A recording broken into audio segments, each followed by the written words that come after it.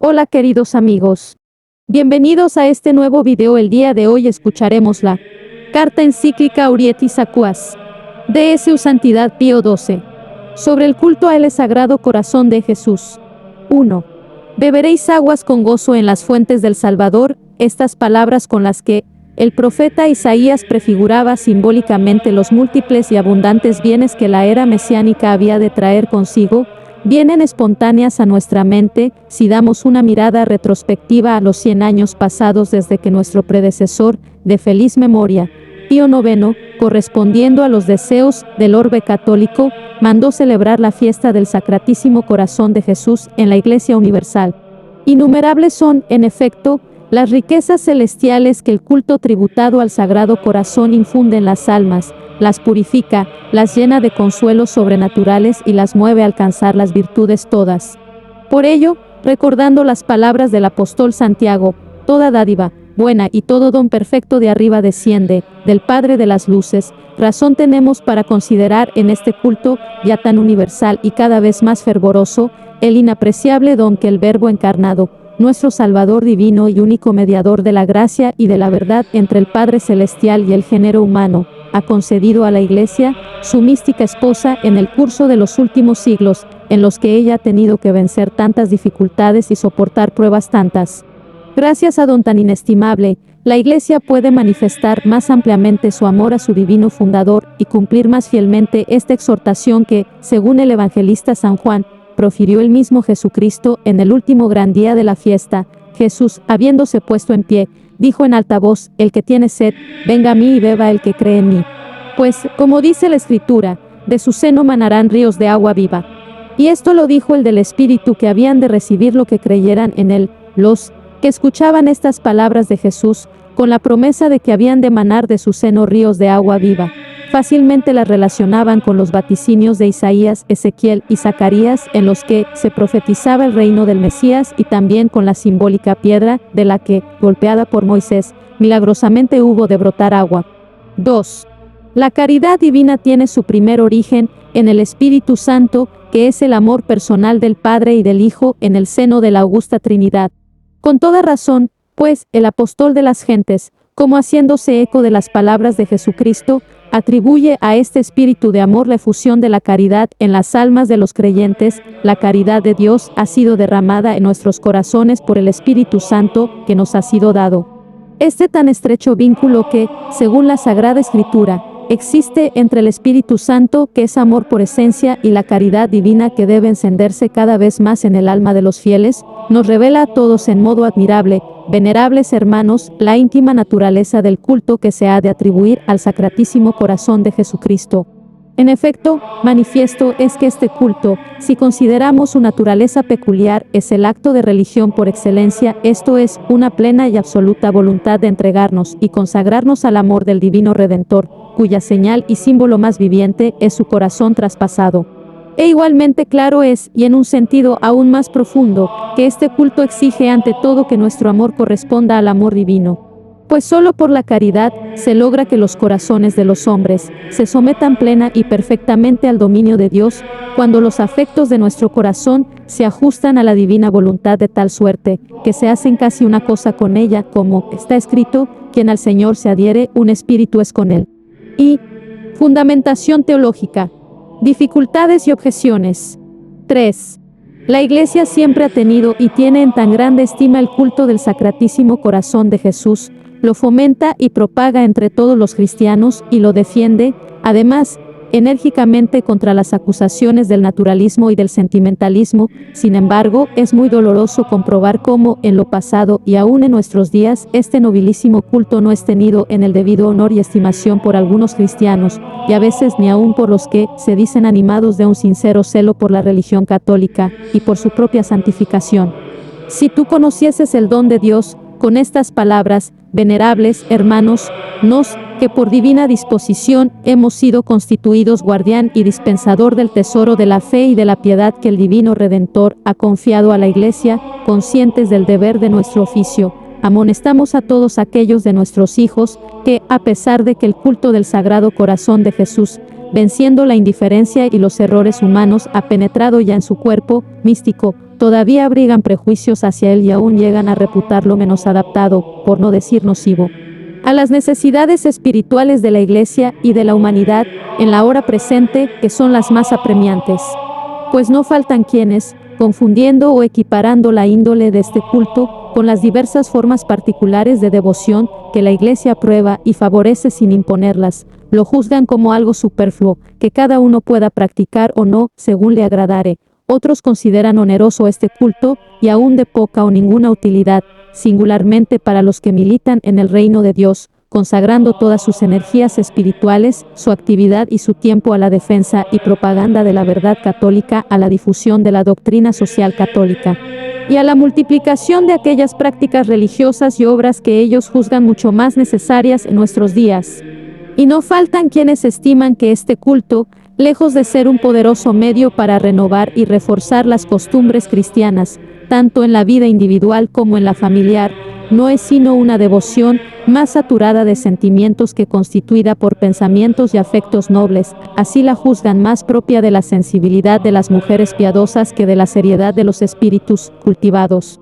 Otros, finalmente, al considerar que esta devoción exige, sobre todo, penitencia, expiación y otras virtudes, que más bien juzgan pasivas porque aparentemente no producen frutos externos, no la creen a propósito para reanimar la espiritualidad moderna a la que corresponde el deber de emprender una acción franca y de gran alcance, en pro del triunfo de la fe católica y en valiente defensa de las costumbres cristianas, y ello, dentro de una sociedad plenamente dominada por el indiferentismo religioso que niega toda norma para distinguir lo verdadero de lo falso y que, además, se halla penetrada en el pensar y en el obrar por los principios del materialismo ateo y del laicismo. La doctrina de los papas. 4. ¿Quién no ve, venerables hermanos, la plena oposición entre estas opiniones y el sentir de nuestros predecesores que desde esta cátedra de verdad aprobaron públicamente el culto del Sacratísimo Corazón de Jesús? ¿Quién se atreverá a llamar inútil o menos acomodada a nuestros tiempos esta devoción que nuestro predecesor, D.I. M. León XIII, llamó práctica religiosa dignísima de todo encomio, y en la que vio un poderoso remedio para los mismos males, que en nuestros días, en forma más aguda y más amplia, inquietan y hacen sufrir a los individuos y a la sociedad? Esta devoción decía, que a todos recomendamos, a todos será de provecho, y añadía este aviso y exhortación que se refiere a la devoción al Sagrado Corazón ante la amenaza de las graves desgracias, que hace ya mucho tiempo se ciernen sobre nosotros, URG, recurrir a aquel único que puede alejarlas. Mas, ¿quién podrá ser este sino Jesucristo, el unigénito de Dios? ¿Por qué debajo del cielo no existe otro nombre, dado a los hombres, en el cual hayamos de ser salvos? Por lo tanto, a él debemos recurrir, que es camino, verdad y vida. No menos recomendable ni menos apto para fomentar la piedad cristiana, lo juzgó nuestro inmediato predecesor, D.F. M. Pío XI, en su encíclica Miserentissimus Redemptor. ¿No están acaso contenidos en esta forma de devoción el compendio de toda la religión, y aún la norma de vida más perfecta, puesto que constituye el medio más suave de encaminar las almas al profundo conocimiento de Cristo Señor nuestro y el medio más eficaz que las mueve a amarle con más ardor y a imitarle con mayor fidelidad y eficacia? Nos, por nuestra parte, en no menor grado que nuestros predecesores, hemos aprobado y aceptado esta sublime verdad, y cuando fuimos elevado al sumo pontificado, al contemplar el feliz y triunfal progreso del culto al Sagrado Corazón de Jesús entre el pueblo cristiano, sentimos nuestro ánimo lleno de gozo y nos regocijamos por los innumerables frutos de salvación que producía en toda la Iglesia, sentimientos que nos complacimos en expresar ya en nuestra primera encíclica. Estos frutos, a través de los años de nuestro pontificado llenos de sufrimientos y angustias, pero también de inefables consuelos, no se mermaron en número, eficacia y hermosura, antes bien se aumentaron. Pues, en efecto, muchas iniciativas, y muy acomodadas a las necesidades de nuestros tiempos, han surgido para favorecer el crecimiento cada día mayor de este mismo culto, asociaciones destinadas a la cultura intelectual y a promover la religión y la beneficencia, publicaciones de carácter histórico, ascético y místico, para explicar su doctrina, piadosas prácticas de reparación, de manera especial, las manifestaciones de ardentísima piedad promovidas por el apostolado de la oración, a cuyo celo y actividad se debe que familias, colegios, instituciones y aún a veces Algunas naciones se hayan consagrado al Sacratísimo Corazón de Jesús. Por todo ello, ya en cartas, ya en discursos y aún radiomensajes, no pocas veces hemos expresado nuestra paternal complacencia. Fundamentación del culto. 5. Conmovidos, pues, al ver cómo tan gran abundancia de aguas, es decir, de dones celestiales de amor sobrenatural, del Sagrado Corazón de nuestro Redentor, se derrama sobre innumerables hijos de la Iglesia Católica por obra e inspiración del Espíritu Santo, no podemos menos, venerables hermanos, de exhortaros con ánimo paternal a que, juntamente con nos, tributéis alabanzas y rendida acción de gracias a Dios, dador de todo bien, exclamando con el apóstol, al que es poderoso para hacer sobre toda medida, con incomparable exceso más de lo que pedimos o pensamos. Según la potencia que despliega en nosotros su energía, a Él la gloria, en la Iglesia, y en Cristo Jesús, por todas las generaciones, en los siglos de los siglos. Amén. Pero, después de tributar las debidas gracias al Dios eterno, queremos por medio de esta encíclica exhortaros a vosotros y a todos los amadísimos hijos de la Iglesia, a una más atenta consideración de los principios doctrinales contenidos en la Sagrada Escritura, en los Santos Padres y en los teólogos, sobre los cuales, como sobre sólidos fundamentos, se apoya el culto del Sacratísimo Corazón de Jesús. ¿Por qué nos estamos plenamente persuadidos de que solo cuando a la luz de la divina revelación hayamos penetrado más a fondo en la naturaleza y esencia íntima de este culto, podremos apreciar debidamente su incomparable excelencia y su inexhausta fecundidad en toda clase de gracias celestiales, y de esta manera, luego de meditar y contemplar piadosamente los innumerables bienes que produce, encontraremos muy digno de celebrar el primer centenario de la extensión de la fiesta del Sacratísimo Corazón a la Iglesia Universal. Con el fin, pues, de ofrecer a la mente de los fieles el alimento de saludables reflexiones, con las que más fácilmente puedan comprender la naturaleza de este culto, sacando de él los frutos más abundantes, nos detendremos, ante todo, en las páginas del Antiguo y del Nuevo Testamento que revelan y describen la caridad infinita de Dios hacia el género humano, pues jamás podremos escudriñar suficientemente su sublime grandeza.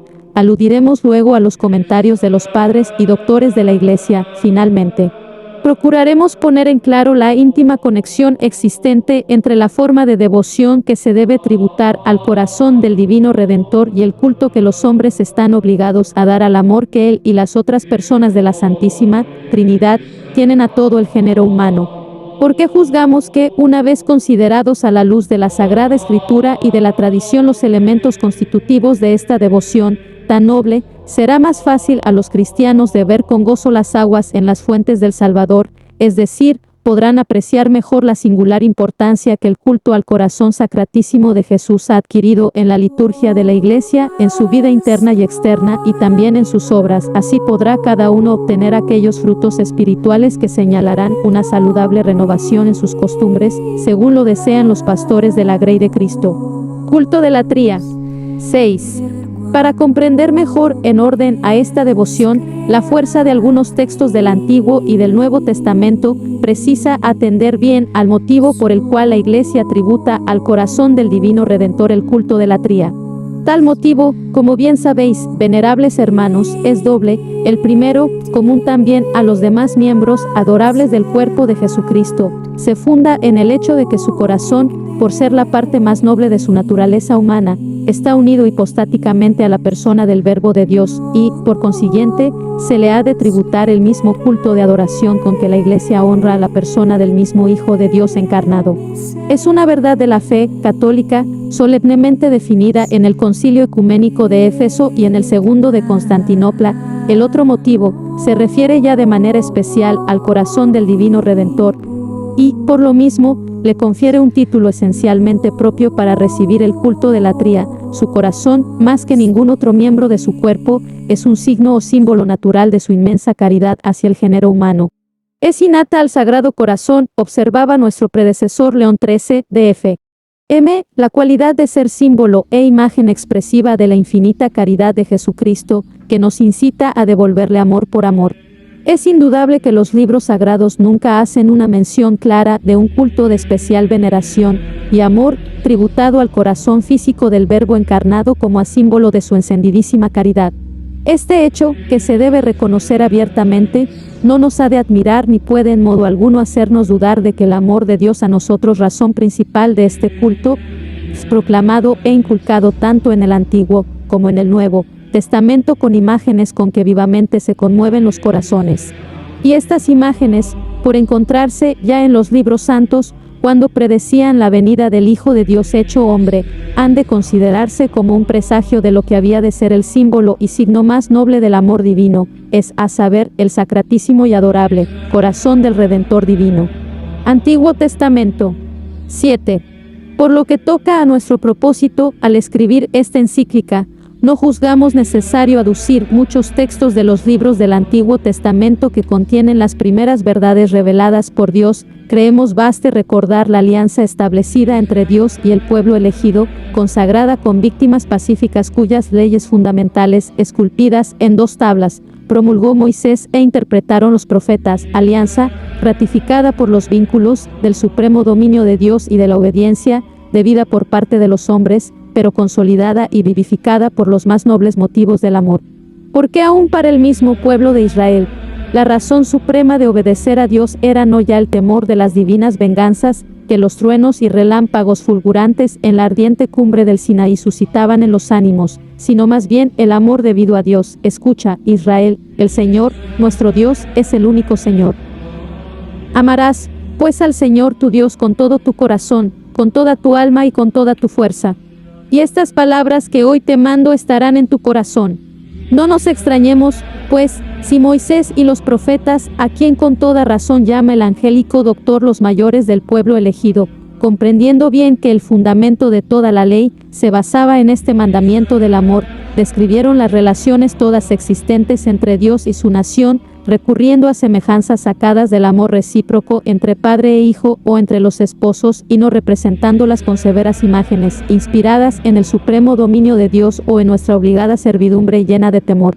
Así, por ejemplo, Moisés mismo en su celebérrimo cántico al ver liberado su pueblo de la servidumbre de Egipto, queriendo expresar cómo esa liberación era debida a la intervención omnipotente de Dios, recurre a estas conmovedoras expresiones e imágenes, como el águila que adiestra sus polluelos para que alcen el vuelo y encima de ellos revolotea. Así Dios desplegó sus alas, alzó a Israel y le llevó en sus hombros, pero ninguno, tal vez entre los profetas, expresa y descubre tan clara y ardientemente como seas el amor constante de Dios hacia su pueblo. En efecto, en los escritos de este profeta, que entre los profetas menores sobresale por la profundidad de conceptos y la concisión del lenguaje, se describe a Dios amando a su pueblo escogido con un amor justo y lleno de santa solicitud, cual es el amor de un padre lleno de misericordia y amor, o el de un esposo herido en su honor. Es un amor que, lejos de disminuir y cesar ante las monstruosas infidelidades y pérfidas traiciones, las castiga, sí, como lo merecen, en los culpables, no para repudiarlos y abandonarlos a sí mismos, sino solo con el fin de limpiar y purificar a la esposa alejada e infiel, y a los hijos ingratos, para hacerles volver a unirse de nuevo consigo, una vez renovados y confirmados los vínculos de amor. Cuando Israel era niño, yo le amé, y de Egipto llamé a mi hijo. Yo enseñé a andar a Efraín, los tomé en mis brazos, mas ellos no comprendieron que yo los cuidaba. Los conducía con cuerdas de humanidad, con lazos de amor. Sanaré su rebeldía, los amaré generosamente, pues mi ira se ha apartado de ellos. Seré como el rocío, para Israel, florecerá él como el lirio, y echará sus raíces como el Líbano. Expresiones semejantes tiene el profeta Isaías cuando presenta a Dios mismo y a su pueblo escogido como dialogando y discutiendo entre sí con opuestos sentimientos. Nación dijo: me ha abandonado el Señor se ha olvidado de mí. ¿Puede, acaso, una mujer olvidar a su pequeñuelo hasta no apiadarse del hijo de sus entrañas? Aunque ésta se olvidare, yo no me olvidaré de ti, ni son menos conmovedoras las palabras con que el autor del Cantar de los Cantares, sirviéndose del simbolismo del amor conyugal, describe con vivos colores los lazos de amor mutuo, que unen entre sí a Dios y a la nación predilecta, como lirio entre las espinas, así mi amada entre las doncellas. Yo soy de mi amado, y mi amado es para mí, él se apacienta entre lirios. Ponme como sello sobre tu corazón, como sello sobre tu brazo, pues fuerte como la muerte es el amor, duros como el infierno los celos, sus ardores son ardores de fuego y llamas. 8. Este amor de Dios tan tierno, indulgente y sufrido, aunque se indigna por las repetidas infidelidades del pueblo de Israel, nunca llega a repudiarlo definitivamente. Se nos muestra, sí, vehemente y sublime, pero no es así, en sustancia, sino el preludio a aquella muy encendida caridad que el Redentor prometido había de mostrar a todos con su amantísimo corazón y que iba a ser el modelo de nuestro amor, y la piedra angular de la nueva alianza. Porque, en verdad, solo aquel que es el unigénito del Padre y el Verbo hecho carne lleno de gracia y de verdad, al descender hasta los hombres, oprimidos por innumerables pecados y miserias, podía hacer que de su naturaleza humana, unida hipostáticamente a su divina persona, brotara un manantial de agua viva, que regaría copiosamente la tierra árida de la humanidad, transformándola en florido jardín lleno de frutos. Obra admirable que había de realizar el amor misericordiosísimo y eterno de Dios, y que ya parece preanunciar en cierto modo el profeta Jeremías con estas palabras: te he amado con un amor eterno, por eso te he atraído a mí lleno de misericordia. He aquí que vienen días, afirma el Señor, en que pactaré con la casa de Israel y con la casa de Judá una alianza nueva. Este será el pacto que yo concertaré con la casa de Israel después de aquellos días, declara el Señor. Pondré mi ley en su interior y la escribiré en su corazón. Yo les seré su Dios y ellos serán mi pueblo. Porque les perdonaré su culpa y no me acordaré ya de su pecado.